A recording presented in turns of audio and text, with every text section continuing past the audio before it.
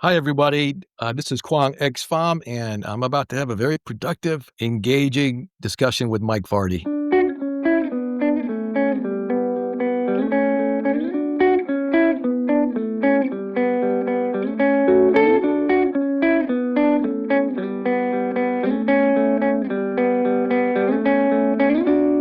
Quang, thanks so much for taking the time to join me today to talk about, I've got the book here, Underdog Nation, Zero In on Effort and Results for Success. Thanks so much for taking the time to join me today. It's a pleasure. So we were just talking before I hit record about everybody, the old adage, everybody loves an underdog, right? Right now, as we're recording this, the NBA finals are going on for those that are sports fans. And yes, people who are digging into this kind of stuff or reading Forbes books or going into that, they can like sports too. I've got a lot of productivity oriented friends who don't even know what's going on in the sporting room right now. But right now, as of this recording, the underdog Indiana Pacers are winning the series 2-1. They've only led the entire series 10% of the entire time. So they've been making comebacks. And it seems like they are right now, the ultimate underdog. What compelled you to kind of zero in on this concept of the underdog and the idea of the underdog nation when putting together this book? Well, I happen to be a sports fan, so I am following the series. And yeah, Indiana shocked them in OKC that first game. So the whole underdog theme was I was a 10-year-old kid in South Vietnam, lived a privileged life when compared to everybody else amid a very long and controversial war. I was fortunate to be evacuated with my mom and my sisters, and my father stayed behind. But when I got to America, began as an underdog, came with nothing, no knowledge of the culture, English language, lost my father, my country, basically everything. But when I felt like I was an underdog for the first time was when the kids brought me out to the baseball field. I'd never seen baseball, didn't know what a bat was, and it was humiliating. And so the second season, I practiced a lot with batting. 'Cause that seemed to be the key. Fielding was kind of secondary, and the underdog in that second year in America became a Little League All-Star. So that was the beginning of my underdog sports career, and obviously I tried out for the basketball team and was not supposed to make the team and ended up being the team captain of my Wow. high school basketball team. And so it began as a sports undersized kid from Saigon playing American sports. Um, I was fascinated with it because the kids judged me not basically on my name or my background, but how I perform in the field. And that's the beginning of getting the results. And so the effort came on the extra practice. Nobody told me to go practice. Nobody told me to go shoot extra free throws. I just remembered those first seasons in baseball where the parents laughed, and the parents were harsher than the kids, and that people didn't give me a chance. So that began the underdog of being a kid new to America and using sports as the even the playing field, and that if you can hit, you can make the team. If you can make a shot, they're going to pick you, and you can make the basketball team. Um, so that's where the underdog theme started, and it was pervasive throughout my professional career, beginning with the Marine Corps. Um, Nobody gave a kid from South Vietnam 11 years after the war that could become a Marine officer and eventually a pilot. Yeah. There was not so much the academic or the physical requirement. It was more of a mental, cultural. As you remember, we were about 10 years removed from the Vietnam War, and there were a lot of Vietnam War movies that didn't portray the South Vietnamese in a very good light. So I had to overcome that to the outsider, but also in my own mind, and knowing that my father was not one of those cowards who didn't defend his country during the war. Optics seems to matter a lot in this case. People, as much as people love an underdog story, if the deck is stacked against you, like you mentioned, in more than one way, often, like you said, it's a cultural or a stereotypical kind of thought process around it. And it's funny because in the work that I do, and I've shared this before, is that imposter syndrome kind of can show up. Yes. Totally. Yes. And you compare yourself, the comparison trap of seeing what others are at, but you don't know what's going on behind the scenes. You just see what's up front. How important is it for you, and how important is it for people who are, again, trying to zero in on results and apply their effort in a really proactive way. How important is that for them to try to push through those barriers of optics? And what are some strategies that you talk about, the avenues of approach, which I think we're going to get Mhm, into for sure. mhm. But it's like you said, it's not just the external, it's the internal. What were some of the things that you did that kind of helped you push through those optics so that all of a sudden, like you mentioned, they paid attention not just to who you were on the outside and what what you had going on, but it was the what you actually brought to the table. Yeah, so I think, I'll spend a little bit more time on my time in the service now. What, it was over 35 years ago, but it was a time when America was infatuated with Top Gun and Officer and the Gentleman, and, being a naval aviator was kind of a cool thing, Hmm. uh, but what I found What out was your was what was quickly, what was your call sign? What was your call sign? Are you my allowed to call tell sign. that? Yeah, yes. So, every aviator has a call sign, so they try to call me Kazi for kamikaze, which didn't fly. They try to call me Mongo. They try to call me, other things that were, negative, stereotypical of the Asian, uh, race, Yeah. which Yes. I fought back, which didn't win me any favors in the squadron, but basically I said, "Look, you can call me anything you want, but you cannot call me anything that's negative to the Asian persuasion." And it stuck, and my call sign became Q Dog with the Ah, there drawl we out go. dog. He's It the was the Q Dog flight. I think people in the long run respected me for that. There were African American pilots. One of them, his call sign was Shadow, and he Oh, was okay geez. with that.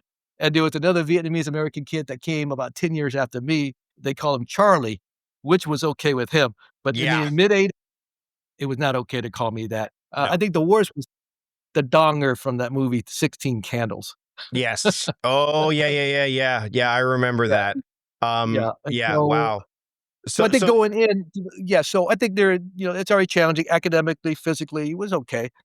But the thing that what you don't know is the other obstacles that nobody talks about. right. So for me, the 2 were that almost tripped me up in flight school was the swimming, okay? I was a decent swimmer, but you had to swim a mile because 'cause you're a naval aviator. You get shot down or ejected over the ocean, you gotta survive. So I went into pool before training. I did extra. Nobody told me. I just knew I had to do it. So that was the Mhm. first step of doing something extra.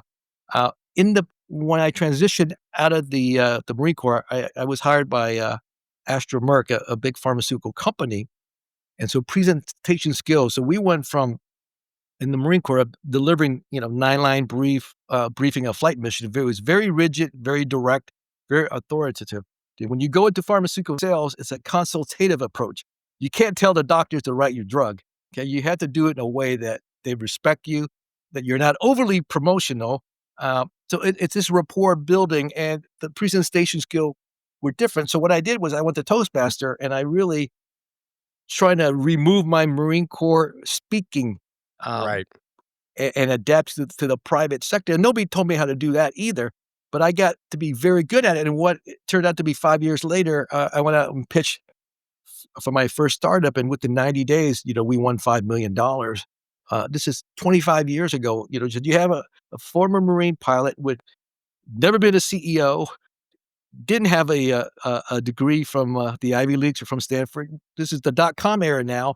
Barely 5 years of frontline sales, not even corporate, inside. I've been selected for most at Genentech, but because I had the moxie, I had, the vision of the action of going to improve my public speaking skills to the business world, it got us that money. So I think being an underdog, you gotta know where your weaknesses are, and you go out and you reinforce it, and you don't have to take formal training. You don't have to be told.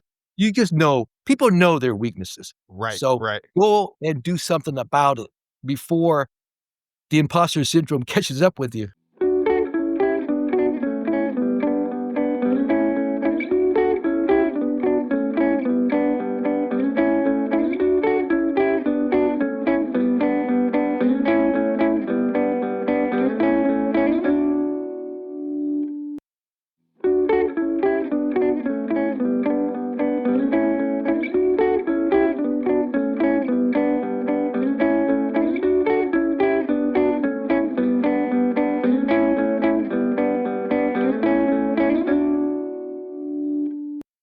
what I want to circle back to is, obviously the communication aspect. So I would imagine as a naval aviator, brevity would be key, Yes. right? And then when you go to Toastmasters, you could take those elements. So you're taking everything from where you've been and apply it, because there's people who, people have, and I get it. I've had, if you've listened to this podcast before, like, Mike, shut up and let the other person talk, because you can go the other way too. So because you had both of those, not only do you have the knowledge and understanding and skills, but it's the nuance part where you could apply, like, okay, this is a situation where brevity should be, I need to be brief, or this is a situation where I need to extrapolate a bit. So how important is it, do you find, and then we're going to definitely dive into these avenues of approach, the role of nuance when, as an underdog, is having that understanding of like you said, acquiring more skills and facing those challenges, recognizing your weaknesses, but the role of nuances in there, because we do live in a world that tends to love the idea of it's either this or that, or the absolute aspect of it. I would imagine that nuance needs to play a significant role in the story of the underdog. But yeah, so I think you nailed it on the head. It was it was my last tour in the Marine Corps, and I was able to get picked to be the general's aide in Southern California. The general was in charge of everything that flew in the Marine Corps in Southern California and in Arizona, Yuma. And so I was his aide. So in that year, I was able to see the generals interact with very high officials, civilian and military, as well as all the business leaders in Southern California. So I learned to read the room. And I think one of the skills I picked up early on was when I was pitching to venture capitalists in 2000, 2001, in the early days of the VC-backed.com, I could see who was interested based on their body language. And back then, you didn't have phones, but you had pagers and you Yeah. had computers. And so, if I was on slide 3 and they were already looking at their pager, I knew that they were not interested. And so I had a choice: either just pitch the 15 slides I had ready, or pause, catch their attention, and ask them where they wanted to take the conversation. So a lot of entrepreneurs, they have to get their pitch out, whereas I was more looking at the room, reading body language, wanted to see if they wanted to hear about the financials, the product development, or the market, and take there. And I think the nuances and be able to read the room are very key, especially for underdogs, okay? And let's just face it, everybody loves an underdog story when it's successful. When an underdog fails, nobody cares. You know, like if You don't somebody, you know, you, you you don't know, hear about it. You just don't hear about it. no. No, you get swept, in the series, lose 4-0, goodbye. You're an asterisk, in the NBA Yeah. finals records, right? Yep. But, if you're the New York Yankees, you're expected to win. Okay, if you're the Dodger, you're expected to win. If you're Alabama football, you're supposed to win. But if you're App State, if you're one of the smaller schools or a small market city, people watch.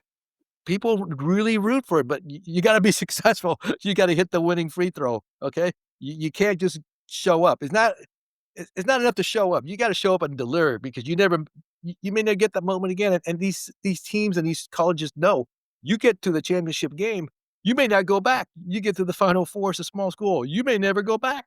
Yeah. So, you gotta produce. It's very hard to do that in sports, and I think in business, being an underdog means you don't have the Rolodex, you don't have the credentials, you don't have the connection. So if a venture capitalist or a big investor puts you in front of him for 20 minutes, you gotta hit out of the ballpark. You may not get another chance in front of these people. And I have to say luck played a part of it, but I was able to read the room. I was able to connect and relate to the partners in that specific contest. Now, everything's not applicable to the outside, but I think being relatable, be able to read the room, those are skills that people can pick up and keep in mind at the time, because you're just not there to educate people. You're there to persuade them Yeah. in a way that is not gonna come off as multi-level marketing or cheesy, but there's an opening, there's the body, and there's the close. If they wanna get to the close, you gotta get to the close, okay? Hmm. They get the story. Give them the reason why they should give you the couple million instead of the other 1,000 companies that are pitching them, in the last 6 months. To me, it seems like, especially as you were dovetailing, as we're dovetailing into the ideas of the avenues of approach, so which we're going to get to now, is that listening obviously plays a huge role, but the understanding that you don't just show up you show up when no one's looking. Even though today more people are looking than ever. We just talked about sports. Sports is a 24-hour, 7 days a week news cycle. Like, Mhm, you've got, was it Cam Ward, the quarterback for the Titans? You're getting news stories about mhm, him showing up at 3 a.m. Kobe Bryant, like you're mhm. hearing all of these stories about preparation and being in the gym or studying tape when no one else is there. Uh, you hear those stories. You used to hear them secondhand, third hand. For now, obviously you need to fill up these news cycles, so you read about it more and more and more. But even those stories actually are often kind of buried under the more like sensational. This is urgent. This is, pay attention to this story. I find that absolutely fascinating. One of the things that as I was going through the book, um, were these avenues of approach, and there are three of them, and the four of them rather. Sorry, three of them start with letter C, which is what threw me for a second here. Uh, can we talk about them?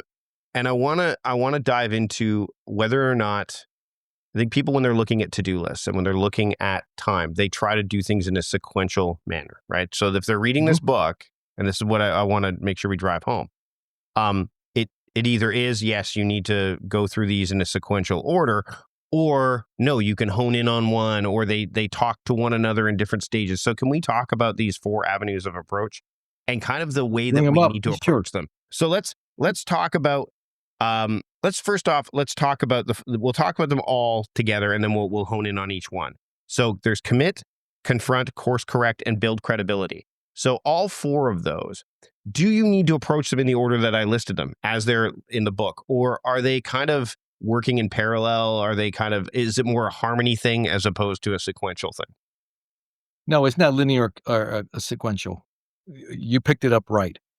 So the whole confront is the way it's written in the book, but it's something that I think individual entrepreneurs,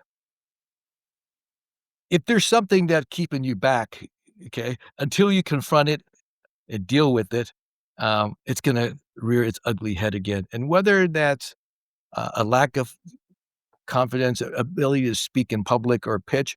So, one of the things that I remember was that I ran across many technologists who were not great speakers. They were founder, CEO, but back then they were slipped over to be the chief technology officer, and then we Hmm. brought in a business person. So I think confront could be the first or the second.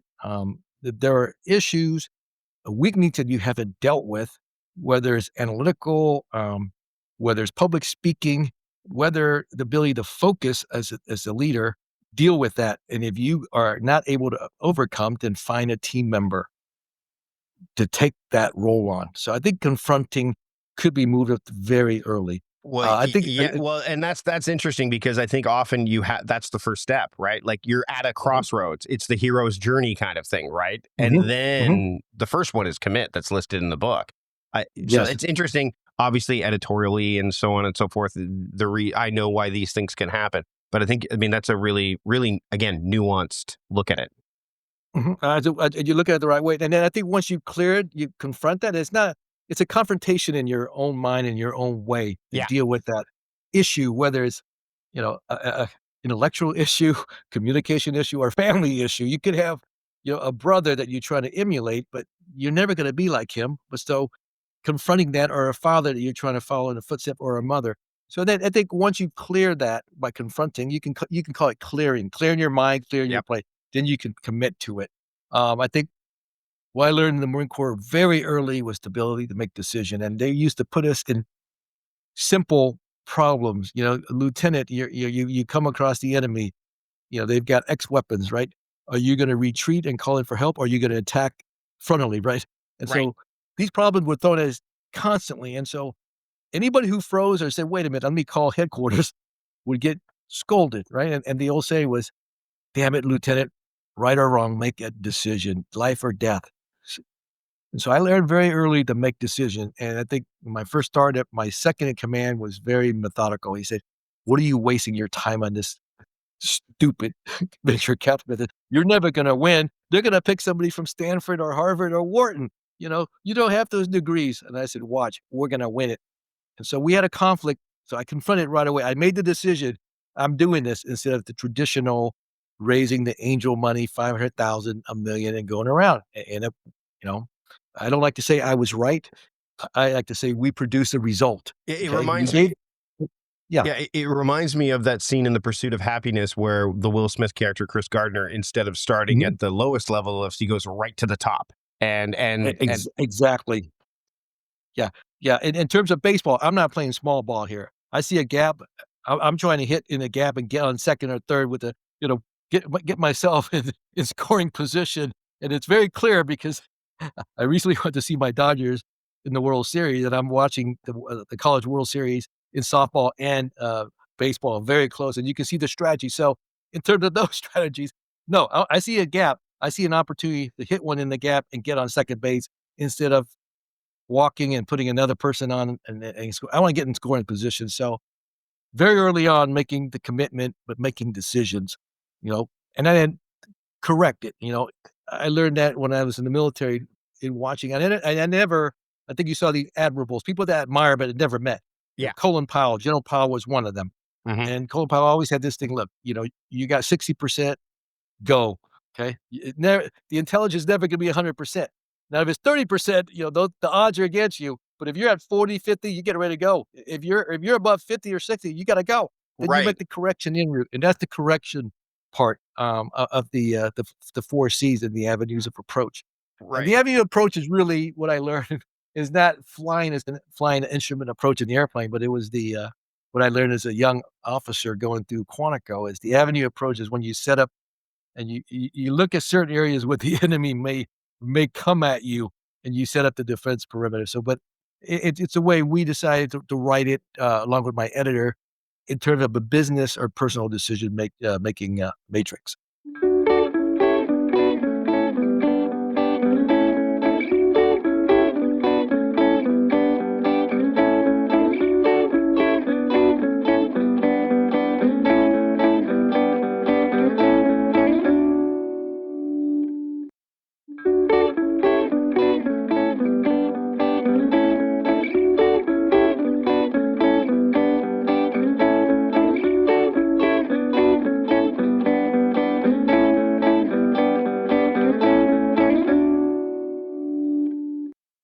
I want to talk about patience because I think that that plays a role too. We've talked about, go in, get it, commit.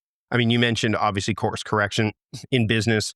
That might display itself in terms of a minimum viable product, deciding how far that needs to be. You're not going to release an alpha version of an app, let's say, because it's only 30% of the way there. But you might Mhm. show it internally to people. But then once it gets to 70, okay, now it's ready to go out, and then we can refine again, like you mentioned, course correct. But what's the role of patience in the story of the underdog? Because I think that, again, we live in a world where it's go, go, go, fast, fast, fast, now, now, now. Let's get here quickly.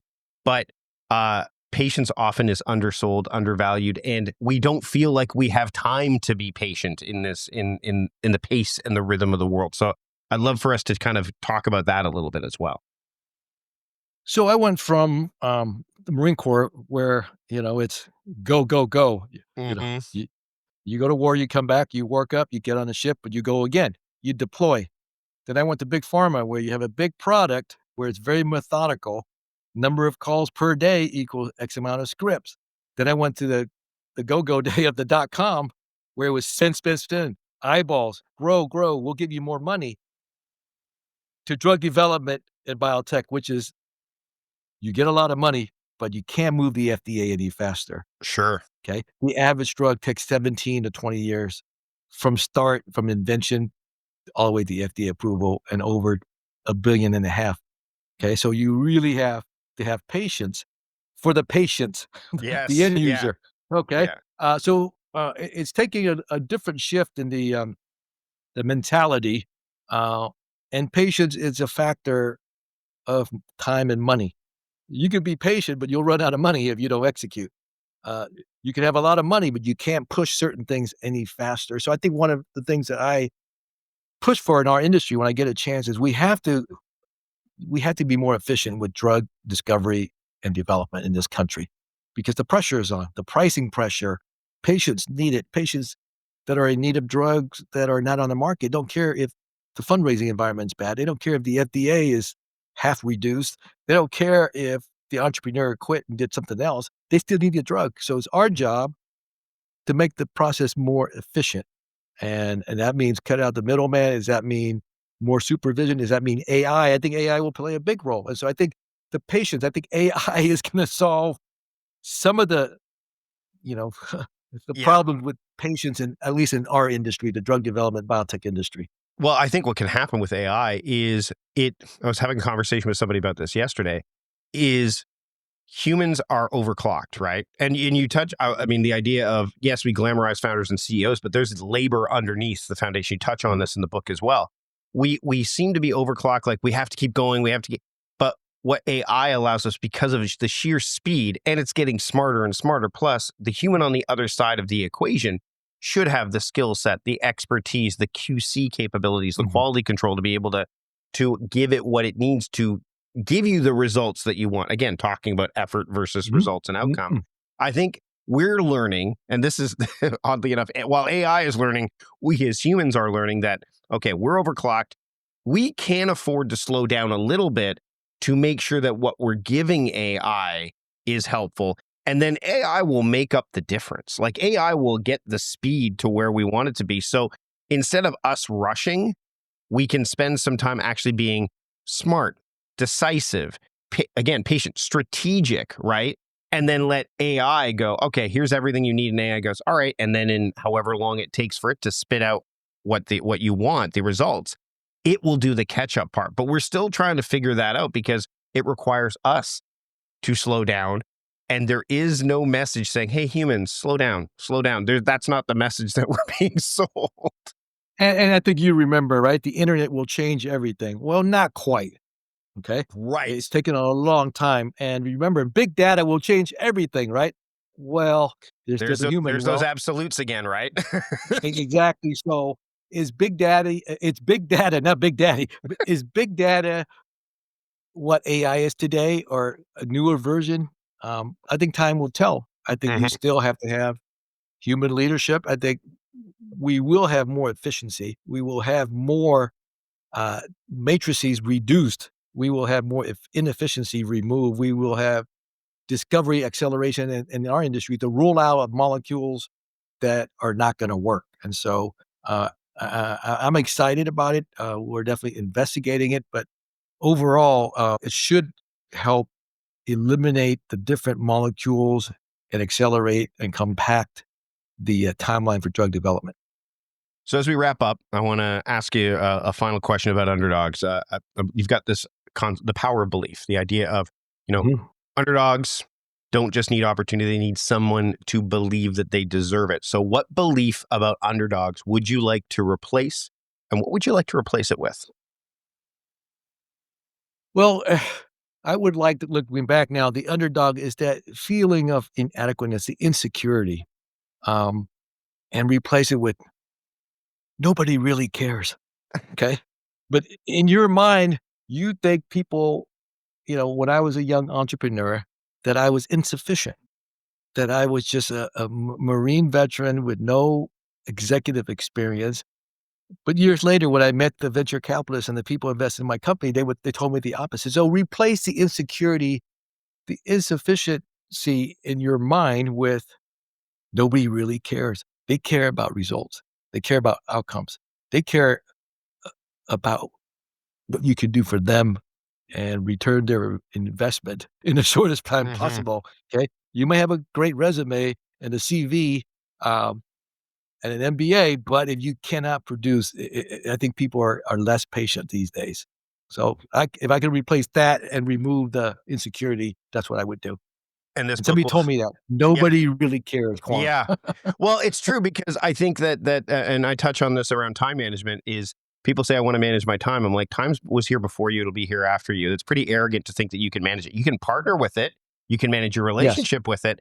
But there's that old cartoon. I'll link to it in the show notes if I can find it, where Hugh McLeod he's a really interesting cartoonist. He wrote a book called Ignore Everybody. And the cartoon is what we think people are doing. And it's stick figures and all the stick figures are looking at you. And he goes, what people are Mhm. actually doing, and all the stick figures are just looking at their phones. I mean, ego. I mean, well, actually, it's funny. Yes, last night before, I mean, as we're recording this, Brian Wilson died yesterday. The Yes. founder of the Beach Boys, and a musical genius by any right. Like just some of the. I mean, we wouldn't have the music that we have if it wasn't for him in a lot of ways. And there's a song. I watched the movie Love and Mercy last night. I don't know if you've seen it, Quang, but it's the one with John Cusack and Paul Dano. It's really quite well done. And they have a scene where they're talking about "Hang On to Your Ego," that Beach Boy song, "Hang On to Your Ego," and it's so funny because if you listen to that song, it's actually telling you the dangers of hanging on to your ego as opposed to like like hang on to it gently. I guess basically like don't because the ego often it can serve us, and I mean you just have to read the words of Ryan Holiday and the Stoics before him to, but if we are so arrogant to think like we're not as important as we like to think we are, we're so small. We talked about before we hit record. Travel shows us that. Like if you leave your Yeah. own walls, you're like, holy smokes, I am really small and not insignificant, but you aren't as big as you think you are. And there's people who we hear about CEOs and celebrities, and while we live in these bubbles where we've heard of these people, there's plenty of people that have no idea who we would be talking about if we brought it to them. So if you, like you pointed out, if you can, and it takes it, it's not something that happens overnight either. It's a skill that you have to continue to kind of work towards, right? Yeah, and I think being around people, whether in your social life or professional life, when you hear them talk and you see how certain people are very at ease around other people, uh, you learn from it. I think something that I always people say as you get older, you have all these conditions, and I said, yeah, quite a few of us have a condition called enlarged ego. Mm. We need to deflate that a little bit or minimize it. And this book is going to help you kind of go through. I love. I'm going to dive into it more. And again, you can approach this like we talked about. You're not in a non-linear fashion. I think that Yes. I love books where you can pick it up. Like I need to focus on building credibility, so let me go into look at that avenue approach. Mhm. All of that. So this is a book that you can return to again and again. It's called Underdog Nation. Zero in on effort and results for success. Quang, thanks so much for taking the time to be here today and have a productive conversation with me. Where can people pick up the book and keep up with the work that you're doing?